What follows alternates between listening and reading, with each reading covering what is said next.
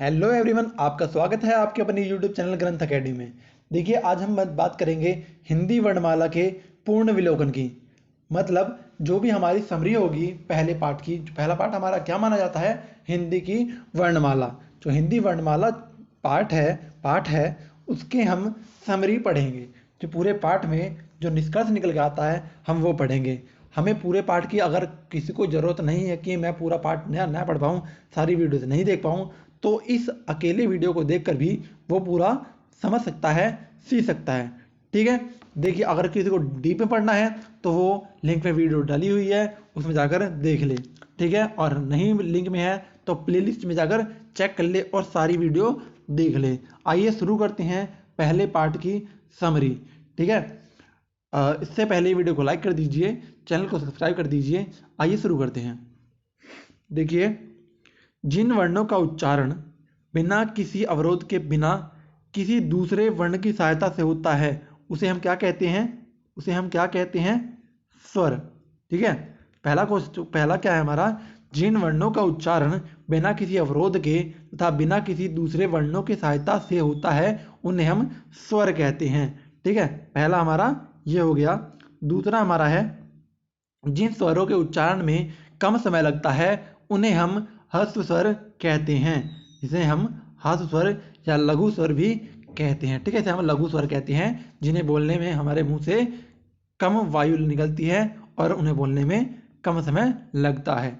ठीक है, उसी तरह जिस स्वरों के उच्चारण में ह्रस्व स्वरों से अधिक समय लगता है उन्हें हम दीर्घ स्वर कहते हैं। मतलब ह्रस्व स्वर में तो कम समय लगता है और दीर्घ स्वर में अधिक समय लगता है। ठीक है, तो हमारा दीर्घ स्वर हो गया। अगला है हमारा ह्रस्व स्वर के उदाहरण है अ, ई, उ, री मूल स्वर है और मूल स्वर है, सॉरी, मतलब कि ह्रस्व स्वर है। और अगला है हमारा मूल स्वर। मूल स्वर भी हमारे 4 हैं, अ, ई, उ, री। अ, उ, अ, ई, उ, री, ये हमारे मूल स्वर हैं और यही हमारे क्या है? ह्रस्व स्वर भी हैं। मूल स्वर ही हमारे ह्रस्व स्वर हैं। ठीक है, अगला है हमारा दीर्घ स्वर। दीर्घ स्वर हमारे क्या है? आ, ई, उ, ऐ, ओ, औ। ठीक है, ये हमारे क्या है? सारे दीर्घ स्वर है। अगला है हमारा औ। औ जो है हमारा आगत स्वर है। मतलब किसी दूसरे देश से लिए हुए जब किसी विदेशी शब्द को हमारे हिंदी वर्णमाला में शामिल कर लिया जाता है उसे हम आगत स्वर कहते हैं। मतलब ये विदेशी स्वर भी कहलाता है। मतलब ये अपने देश की शब्द नहीं है, ये दूसरे देश का शब्द है। ठीक है, तो आगत स्वर हमारा औ। ठीक है, अगला है हमारा अग्र स्वर। छोटी ई, बड़ी ई, ए, ऐ। ठीक है, हमारा अग्र स्वर है छोटी ई, बड़ी ई, ए, ऐ। अग्र स्वर हमारे क्या होते हैं? जब हम बोलते हैं तो हमारा जब जीभ का अगला हिस्सा टच होता है, मतलब कि जीभ के अगले हिस्से का प्रयोग करते हैं, उसे हम अग्र स्वर कहते हैं। जब बीच का हिस्से का यूज करते हैं उन्हें हम मध्य स्वर कहते हैं। मध्य स्वर हमारा क्या है? ए। मध्य स्वर हमारा क्या है? ए। अग्र स्वर है हमारा ई, ई, ए, आई। ठीक है, ई, ई, ए, आई। ठीक है, ये हमारा क्या है? अग्र स्वर। और मध्य स्वर का है हमारा अ। ठीक है, अगला है हमारा पश्च स्वर। पश्च स्वर क्या होते हैं? देखिए, अग्र स्वर में क्या था कि जीभ आगे आगे जीभ का यूज होता है। मध्य स्वर में क्या था कि बीच वाले हिस्से का प्रयोग होता है। अब पश्च स्वर का क्या है? जीभ के पिछले हिस्से का प्रयोग होता है। इसके क्या है? आ, उ, औ, औ, औ। ठीक है, औ, आओ। ठीक है, और ये हमारा क्या है? पश्च स्वर। अगला है हमारा संवृत स्वर। संवृत स्वर क्या है? ई, उ। ई और उ हमारा क्या है? समृत स्वर। अर्ध समृत स्वर क्या है? छोटी ई और छोटा उ। ठीक है, हमारे क्या है? अर्ध समृत। विवृत स्वर हमारे क्या है? आ, ए, औ। विवृत स्वर क्या है हमारे? आ, ए, औ। ठीक है, अर्ध विवृत स्वर क्या है हमारे? अर्ध विवृत स्वर क्या है हमारे? ए, अ, औ, औ। ठीक है, जिसमें व्यंजनों की संख्या देखिए हो गया हमारा, ये हमारा क्या हो गया? अर्ध स्वर। ठीक है, अर्ध स्वर हमारा हो गया। अर्ध स्वर अर्ध विवृत है हमारा ए, अ, औ। ठीक है, अगला है हमारा व्यंजनों की संख्या। व्यंजन संख्या हमारी कितनी है? 41। हमारे व्यंजनों की संख्या 41 है। वैसे देखिए, अगर पूछा जाए कि मूल व्यंजन कितने हैं? तो मूल तो हमारे हैं 33, ठीक है। बाकी वैसे बात की जाए तो हमारे 41, ठीक है। मूल हमारे 33 हैं, ठीक है। स्पर्श व्यंजन संख्या कितनी होती है? 27। स्पर्श व्यंजन संख्या होती है 27। अंतस्थ व्यंजन की संख्या होती है 4। अंतस्थ व्यंजन की संख्या होती है हमारी 4। उस व्यंजनों की हमारी होती है संख्या 4 और आगत व्यंजन की संख्या होती है हमारी 2, ठीक है। अगर उस व्यंजन की संख्या बात करें, उस व्यंजन की बात करें तो उस व्यंजन हमारे क्या होते हैं? तीनों सा, ये वाला सा, ये वाला सा और ये वाला शा और आप एक और बताइए आप। चौथा है हमारा हा, ठीक है। तीन सा और हा हमारा क्या होता है? ऊष्म व्यंजन, ठीक है। अंतस्थ व्यंजन हमारा क्या होता है? य र ल और व। हमारा अंतस्थ व्यंजन होता है य र ल व, ठीक है, ठीक है। आगत व्यंजनों संख्या 2 हैं। आगत व्यंजनों संख्या 2 हैं, वो कौन कौन सी होती हैं? एक तो क के नीचे ये जो बिंदु होता है, क के नीचे ये जो बिंदु होता है, एक तो ये होता है, और दूसरा हमारे ख के नीचे जो ये बिंदु होता है वो भी हमारा क्या है? क्या है हमारा? आगत व्यंजन, ठीक है। आगत व्यंजन समझ में आ गया? जो दूसरे देश से व्यंजन लिए गए हैं, जो अपने भारत के व्यंजन या हिंदी भाषा के व्यंजन नहीं हैं, उन्हें हम कहते हैं आगत व्यंजन, ठीक है। आइए नेक्स्ट पर आते हैं। नेक्स्ट है हमारा संयुक्त व्यंजनों की संख्या। संयुक्त व्यंजन कितने होते हैं हमारे? संयुक्त व्यंजन हमारे 4 होते हैं। वो कौन कौन से आते हैं? देखिए, छ, त्र, ज्ञ और स्र, ठीक है। छ, त्र, ज्ञ, स्र, ठीक है। श्रम, क्षत्रिय, त्रिशूल, ज्ञानी, ठीक है। हमारे 4 समझ आ गए। 4 हमारे क्या है?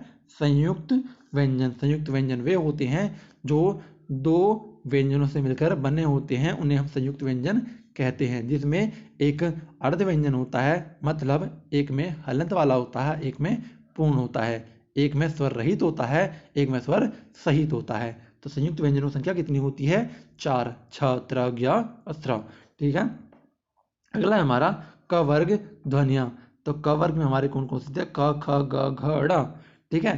च वर्ग में क्या होता है हमारा? च, छ, ज, झ, ये ब नहीं है, ये अइयाँ है, ठीक है, ठीक है, ठीक है। अगला है हमारा ट वर्ग। ट वर्ग में ट, ये भी मिसप्रिंट है, ट, ठ, ड, ढ, ण, ठीक है, ट, ठ, ड, ढ, ण, ठीक है। त वर्ग में होता है त, थ, द, ध, न, ठीक है। और प वर्ग में हमारा होता है प, फ, ब, भ, म, ठीक है। हमारे क्या होते हैं? क्या होते हैं हमारे? प वर्ग, ठीक है। अंतस्थ व्यंजन कौन कौन से होते हैं? मैंने अभी बताया था। अंतस्थ व्यंजन य, र, ल, व हमारे क्या होते हैं? अंतस्थ व्यंजन। अर्ध स्वर की बात करें, अर्ध स्वर हमारा य और व होता है। ये अर्ध स्वर इसलिए कहलाते हैं, देखिए जब हम यण संधि पढ़ेंगे, यण संधि, तो उसमें देखना ऊ का य हो जाता है, यह हो जाता है, सॉरी, ई का यह हो जाता है और ऊ का व हो जाता है। तो वहाँ जो परिवर्तन होता है वो अर्ध स्वर की वजह से होता है, इसीलिए इसे अर्ध स्वर कहा जाता है। यह और व जो होता है हमारा अर्ध स्वर होता है। तो क्या होता है हमारा? यह और वह जो होता है हमारा अर्ध स्वर होता है। यह और वह हमारा अर्ध स्वर होता है। लुंठित व्यंजन की बात करें तो हमारे पूरे वर्णमाला में, लुंठित व्यंजन की बात करें तो हमारे पूरे वर्णमाला में लुंठित व्यंजनों की संख्या सिर्फ एक है। वो हमारा क्या है?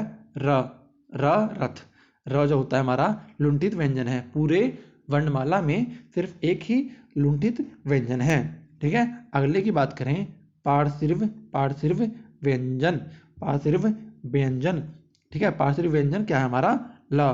पार्श्व व्यंजन वो होता है जब हम किसी व्यंजन को बोलते हैं तो हमारी जीभ जो है तालव्य को टच होती है, तालव्य को स्पर्श करती है, और जो हमारे मुंह से वायु है वो साइड से निकल जाती है, वो साइड से निकल जाती है। और ऐसा वर्ण हमारे हिंदी वर्णमाला में सिर्फ एक है, वो है ला।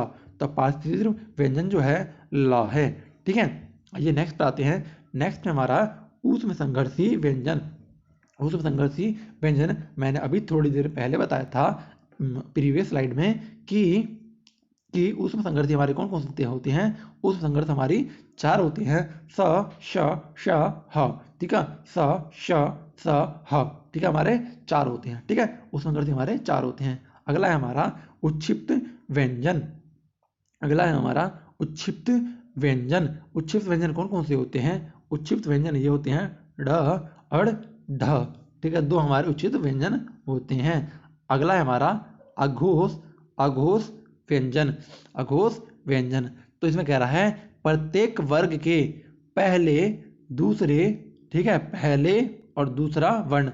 मतलब कि देखिए हमारा वर्ग कौन कौन सा होता है? हमारा मैंने अभी बताया है क वर्ग, च वर्ग, ट वर्ग, त वर्ग और प वर्ग। ठीक है, ये हमारे वर्ग होते हैं, क वर्ग, च वर्ग, ट वर्ग, त वर्ग और प वर्ग। ठीक है, हमारे चारों वर्ग होते हैं।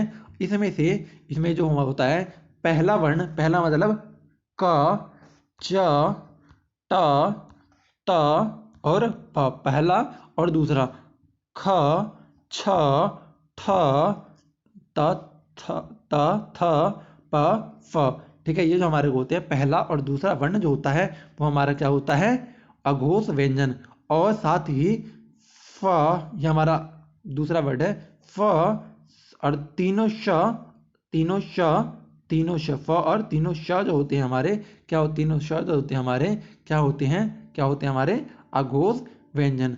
और सघोष की बात करें तो यही क वर्ग, च वर्ग, ट वर्ग, त वर्ग और प वर्ग, इसी का तीसरा, चौथा और पांचवा वर्ण जो होता है वो हमारा क्या होता है?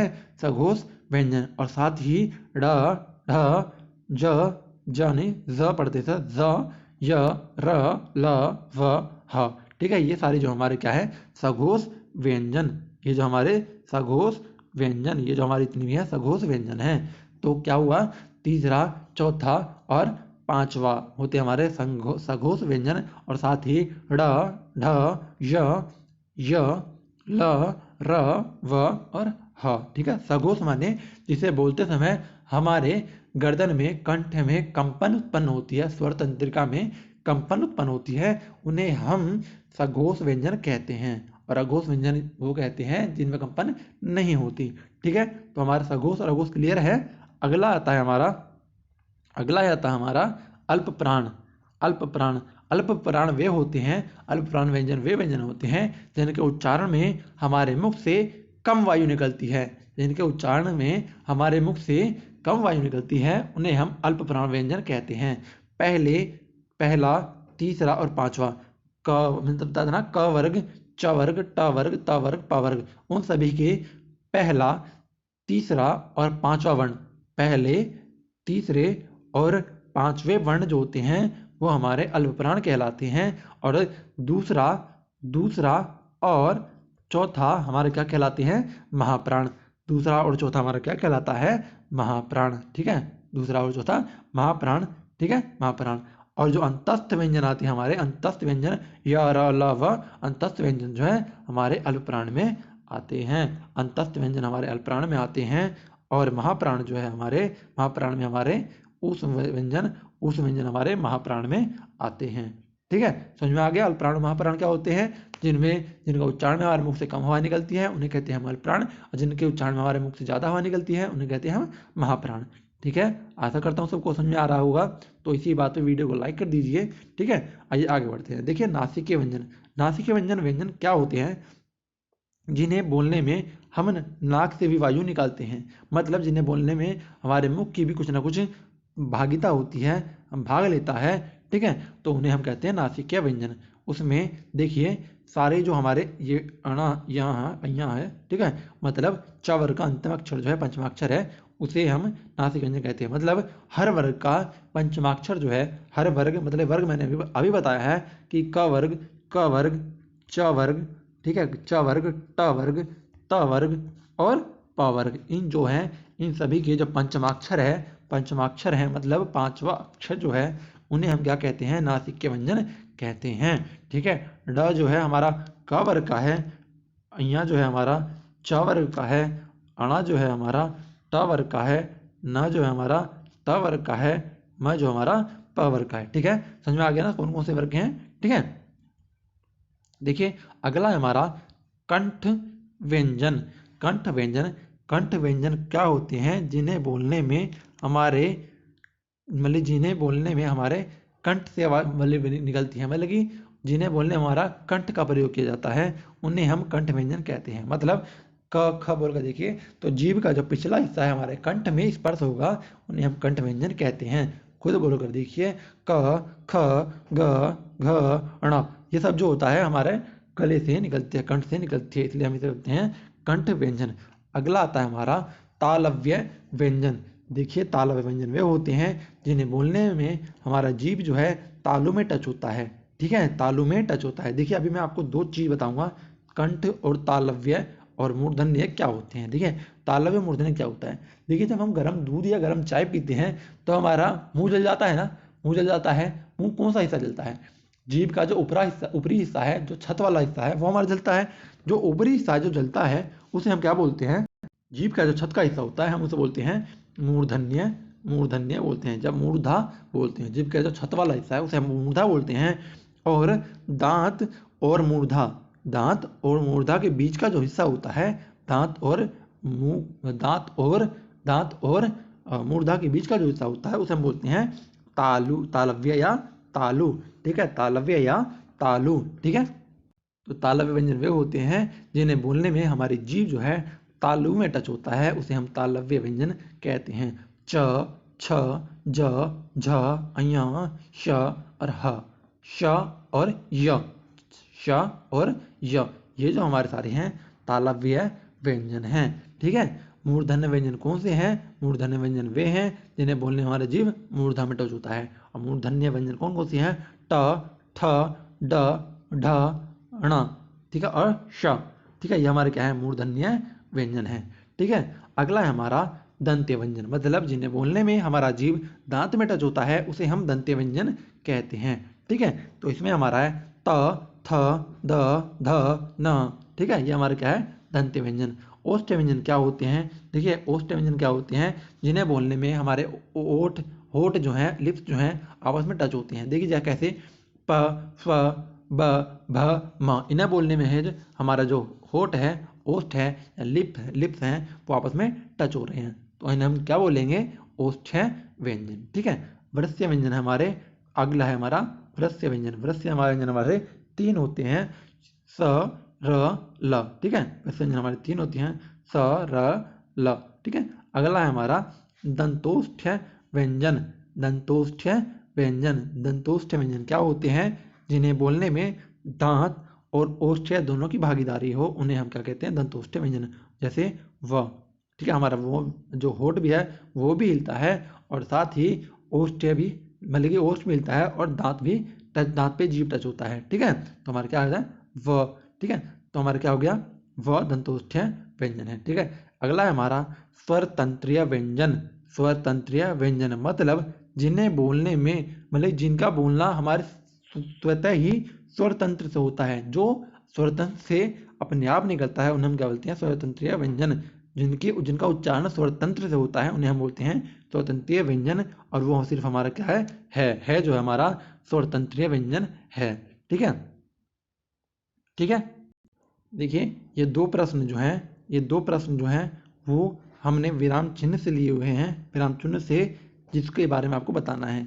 देखिए विराम का अर्थ जो होता है वो होता है ठहराव। ठीक है, विराम का अर्थ होता है ठहराव, और श्री कामता प्रसाद गुरु जी के अनुसार विराम चिन्हों संख्या जो होती है वो 20 होती है, जो हम आगे आने वाले किसी वीडियो में पढ़ेंगे। ठीक है, ध्यान से हमें पढ़ना है और परीक्षा को पास करना है, साथ ही अच्छे रैंक से पास करना है, जिससे हमें अच्छी पोस्ट मिले और हमें अच्छी जॉब मिले, साथ ही सरकार में भागीदार हम भी बने। ठीक है, देखिए आगे मैं कुछ क्वेश्चन लाया हूँ, आगे कुछ प्रश्न लाया हूँ जो आपको जवाब देने हैं। ठीक है, आगे आपको जवाब देने हैं। ठीक है, आपको मैं 5 सेकंड का जवाब समय दूंगा, उसमें आपको जवाब देना है। ठीक है, पहला प्रश्न है हमारा, हिंदी वर्णमाला में ऊष् व्यंजन कौन से हैं। ठीक है, मैंने अभी पहले बताया है कि हिंदी वर्णमाला में ऊष् व्यंजन किसे कहते हैं। 5 सेकंड का वक्त है आपके पास, आप जवाब दीजिए। ठीक है, देखिए इसका जो उत्तर है वो है ऑप्शन ए। ठीक है, एक चीज बता दूं, इनमें जो ऑप्शन है ऊपर नीचे भी, जैसे ए बी सी डी है ना, तो ये ए सी बी डी या ए डी बी सी भी हो सकता है। ये मैंने जानबूझ के किया है ऊपर नीचे, जिससे आपका ध्यान सिर्फ वीडियो में रहे। ठीक है, तो पहला प्रश्न है हमारा, हिंदी वर्णमाला में उस व्यंजन संख्या कितनी कौन सी है?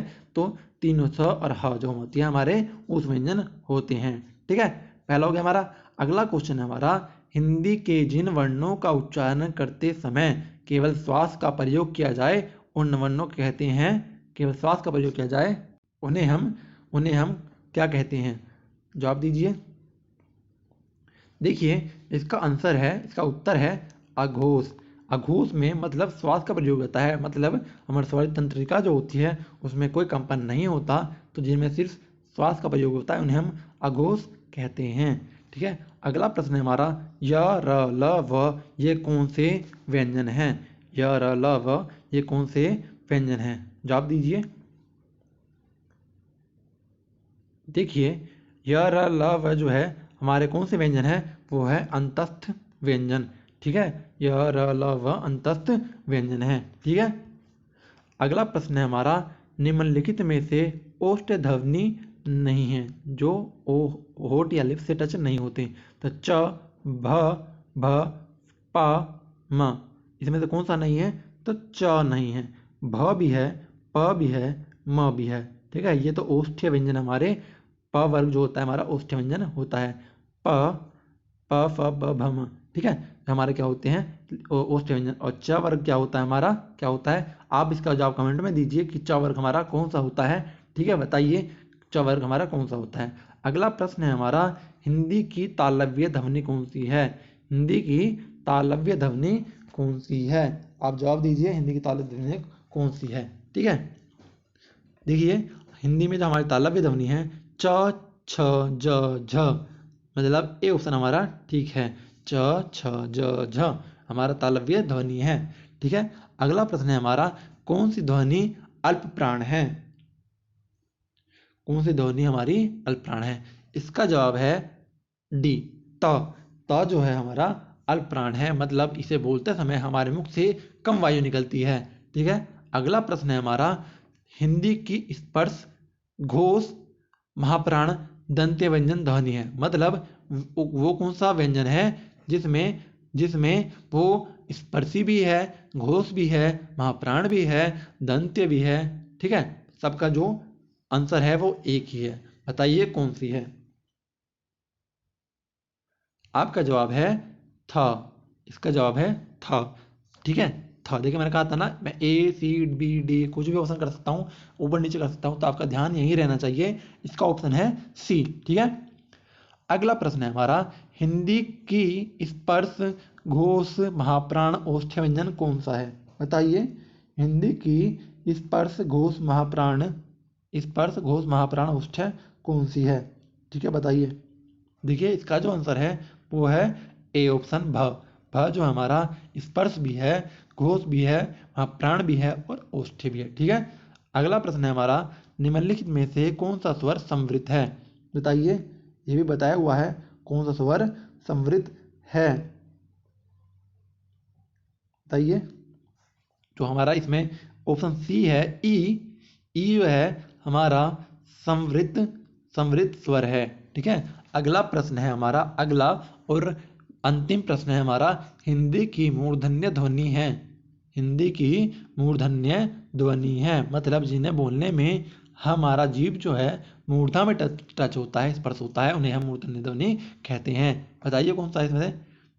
हमारा उत्तर है बी, ट ठ ड ढ, मतलब इन्हें ट ठ ड ढ बोलते समय हमारी जो जीभ है मूर्धा में टच होती है, इसलिए इन्हें हम कहते हैं मूर्धन्य व्यंजन या ध्वनि। ठीक है, आशा करता हूँ सबको ये वीडियो समझ में आया होगी और पसंद आया होगा। जिसे पसंद आया है वीडियो को लाइक कर दीजिए, साथ ही चैनल को सब्सक्राइब कर दीजिए और शेयर भी कर दीजिए। ठीक है, धन्यवाद।